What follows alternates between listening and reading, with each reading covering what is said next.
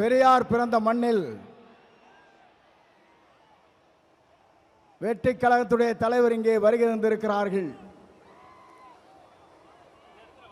காலத்தின்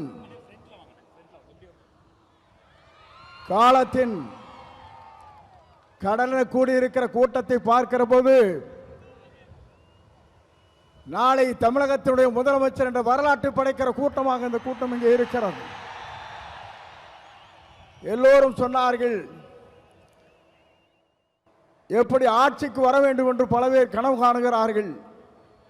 ஆனால் தமிழ்நாட்டு மக்களை பொறுத்தவரையிலும் நாளை தமிழ்நாட்டை ஆளப்போவது புரட்சி தளபதி தான். இதை யாராலும் மாற்றி காட்ட முடியாது என்ற வரலாறு தான் பெரியார் மண்ணிலே இன்றைக்கு காணுகிற காட்சியை நாங்கள் காணுகிறோம். சமுதாயம் என்பது தந்தை பெரியார் அவர்கள் குறிப்பிட்டதை போல ஏழை மக்களுடைய கண்ணீரை தீர்ப்பதற்கு ஒரு நல்ல தலைமை வேண்டும் என்று பல நாட்களாக மக்களுடைய கனவு இன்றைக்கு நிறைவேற்றப்பட்டிருக்கிறது.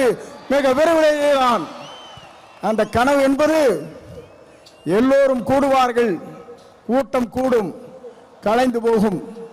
ஆனால் நம்முடைய கூட்டத்தை பொறுத்தவரையிலும் எதிர்கால தமிழகத்தை உருவாக்க இருக்கிற வெற்றி கழகத்துடைய தலைவர் அவருடைய வரலாற்றை படைப்பதற்கு இங்கே பெருந்திரளாக இங்கே வருகின்றிருக்கிறீர்கள். அதோடு மட்டுமல்ல, சிலவே நினைக்கிறார்கள் தலைவரை பொறுத்தவரையிலும் மனிதனை மிக்கவர், நல்லவர், வல்லவர், உங்களுக்காகவே வாழ்ந்து கொண்டிருப்போர் என்பதை மறந்துவிடக் கூடாது.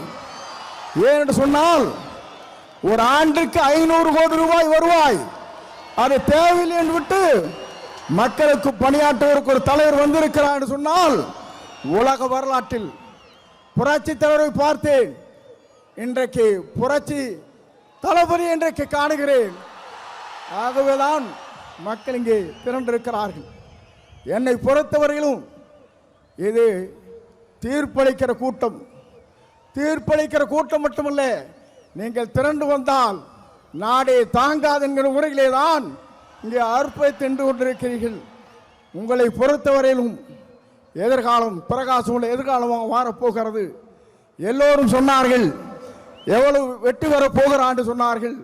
234 அவர் ஆரை விரல் காட்டுகிறாரோ அவர் தான் தமிழ்நாட்டில் சட்டமன்ற உறுப்பினர் என்ற வரலாற்றை படைக்கின்ற அளவிற்கு நீங்கள் வாருங்கள், வெற்றி தேடி தாருங்கள் அழைத்து விரைவுகிறேன். நன்றி, வணக்கம்.